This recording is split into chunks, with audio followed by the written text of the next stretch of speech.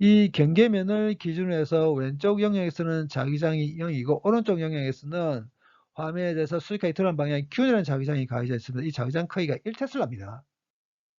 양성자 한 개가 자기장이 없는 영역에서 자기장이 있는 영역으로 6메가 일렉트론 볼트의 운동에너지를 갖고 움직입니다.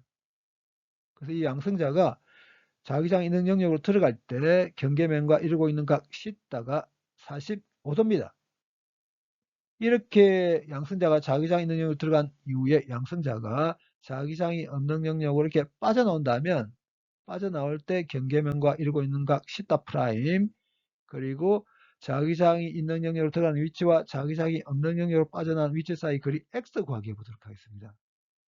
먼저 양성자의 운동에너지로부터 양성자의 속력부터 정해 보겠습니다. 근데 양성자의 운동에너지의 단위가 메가 일렉트론 볼트죠. 그래서 이 단위를 줄로 환산하겠습니다.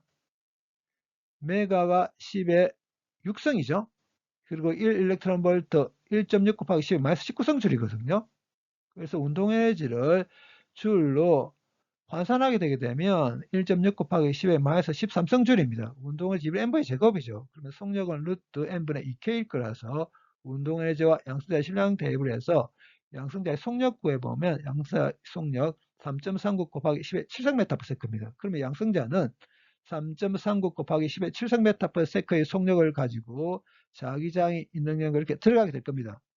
전하를 갖는 입자가 자기장이 있는 영역으로 들어가게 되면 자기력받게 되죠. 그 자기력을 수학적으로 표기하면 이렇게 되거든요. 이 자기력 방향을 정하기 위해서는 우선 V 크로스 B에서 난 벡터의 방향부터 정해야 됩니다. 양성자가 자기장이 있는 영역으로 들어가는 순간 V 크로스 B에서 난 벡터의 방향 정했습니다. 오른손 펴니다. 오른손을 펴서 오른손날을 속도 벡터에 이렇게 놓습니다. 그런 다음에 손가락은 속도 벡터가 향하고 있는 방향을 향하도록 한 다음에 손바닥은 V 크로스 B에서 뒤에 있는 자기장 방향을 향하도록 놓습니다. 그런 다음에 오른손의 엄지손가락을 제외한 나머지 네 손가락을 감쌌을 때 엄지손가락이 향하고 있는 방향이 V 크로스 B에서 나온 벡터의 방향이 해당됩니다. 그럼 이제 V 크로스 B에서 나온 벡터의 방향이 정해졌다면 전하의 부호를 따져야 됩니다. 양승자입니다. 플러스 보이 전을 갔죠. 플러스 같은 벡터에 곱해진다 하더라도 방향에 아무리 영향을 못 미치니까 V 크로스 B에서 나온 벡터의 방향과 똑같은 방향으로 양성자는 자기력받게 됩니다.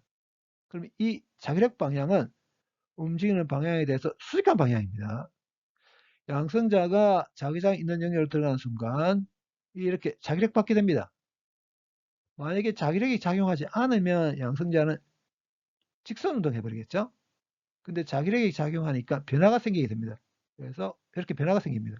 그럼 이제 자기력이 이렇게 작용하거든요. 그럼 또 변화가 생깁니다. 그러면 자기력이 이렇게 작용합니다. 그럼 이렇게 변화가 생겨서 결과적으로 양성자가 이렇게 빠져나오게 됩니다. 자기력은 움직이는 방향, 속도 방향에 대해서 수직하다고 했습니다. 움직이는 방향에 대해서 수직하게 작용한 힘이 한 일이 0이죠. 일을 해준 만큼 운동 에너지가 변하거든요. 근데 자기력이 한 일이 0입니다. 이 말은 자기력은 운동 에너지를 못 바꾼다는 뜻입니다. 운동 에너지 변하지 않는다는 말은 속력이 변하지 않는다는 뜻이죠. 그렇지만 자기력에는 힘이 작용하기 때문에 속도는 변합니다.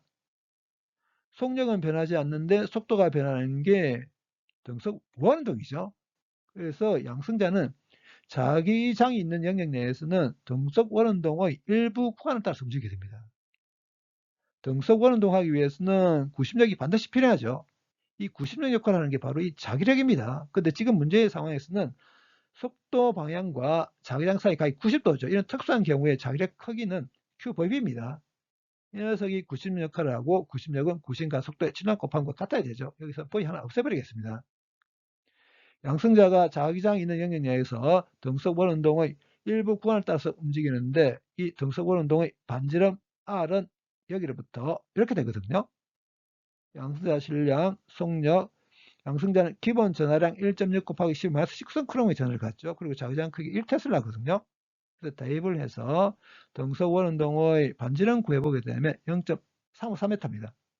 양승자가 자기장이 있는 영역으로 들어가는 순간 접선 방향으로 움직이려 합니다.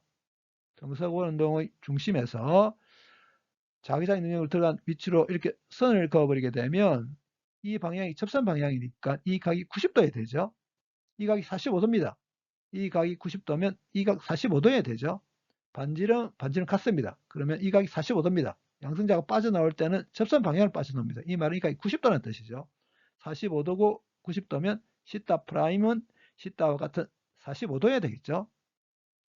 원운동의 중심에서 이렇게 수직선을 긋겠습니다. 그럼 이 x는 이 길이의 2배죠.